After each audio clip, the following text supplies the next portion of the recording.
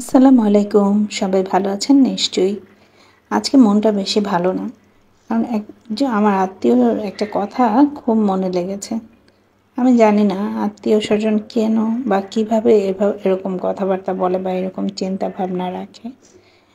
জানি না, আত্মীয়রা হয়তো এমনই হয় বা তাদের চিন্তা ভাবনা হয়তো বা এমনই। যাকগে, মনটা ভালো লাগছিল না বলে আজকে আর তেমন কোনো রান্নাবান্নার ঝামেলায় যাইনি। সাদা খাওয়া দাওয়া, শুধু ভর্তা করেছিলাম দুপদের আর ডাল। তাদের মামের সুন্দর খাওয়া হয়ে গেল। আর মেয়েকে নিয়ে আজকে কিছুটা সময় কাটালাম, তার সাথে একটু খেলাধুলা করলাম। আর যা বলছিলাম আত্মীয়র কথা, আত্মীয় কি বললো সেটা তো শুনবেন।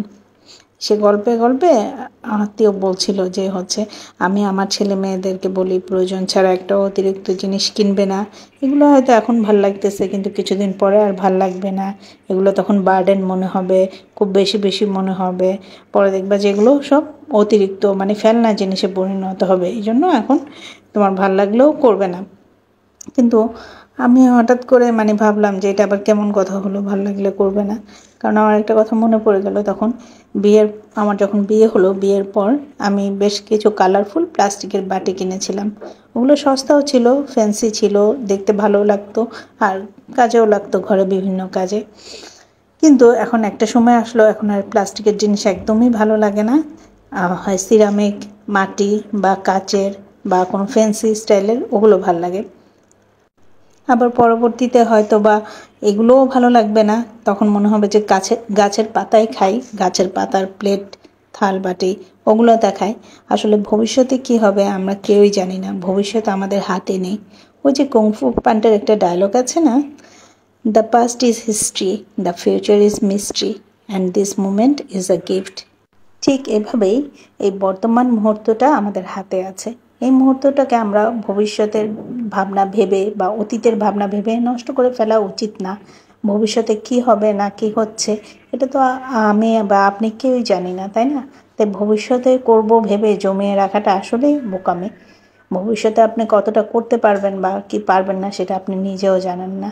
তাই এখন বর্তমানের সময়টাকে আমরা নষ্ট হতে না দিই।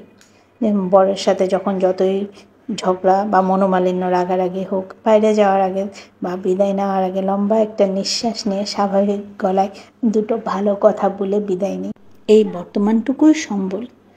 ভবিষ্যতে যদি এই মনোমালিন্য মিটিয়ে নেবার সুযোগ আর না পান, এক বুক ভর্তি আফসোস পুষে রাখার চেয়ে নিজের রাগ, ইগো ধামাচাপা দেওয়াটা খুব সহজ। আপনার এই মুহূর্তে যে জিনিসটা, ছোট্ট জিনিস ভালো লাগছে, হতেই পারে 10 বছর পর আপনার আর সেটা ভালো লাগছে না, সেটা নিতান্তই অপ্রয়োজনীয় জিনিস হয়ে থাকবে। কিন্তু সেটা এই মুহূর্তে যে আনন্দটা দিবে আপনাকে, সেটা 10 বছর পরে কিন্তু আর দিবে না। 10 বছর পরেই কী হবে বা কী করবেন সেটা ভেবে বর্তমানের আশাকে গলা টিপে মেরে ফেলবেন, অথচ আপনি নিজেও জানেন না 10 বছর পরে আসলে কী হবে, আপনি নিজেই থাকবেন কি না সেটাও জানেন না।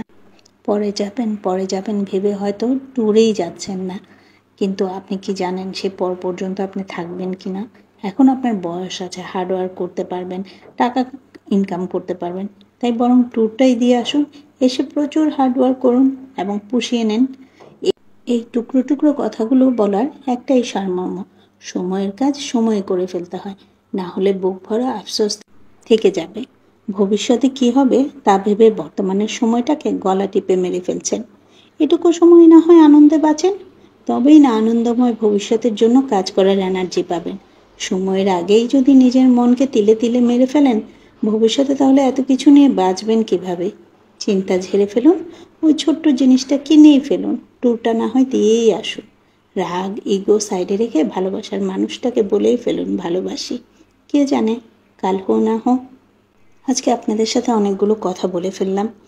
মেয়েকে ড্রয়িং ক্লাসে বসিয়ে দিয়ে এখন চাটা নিয়ে বসেছি। আমার ভিডিওটা যদি আপনাদের ভালো লেগে থাকে তাহলে একটা লাইক শেয়ার দিয়ে যাবেন আর একটা কমেন্ট দিয়ে আমাকে জানাবেন। ভালো থাকবেন। আল্লাহ হাফেজ।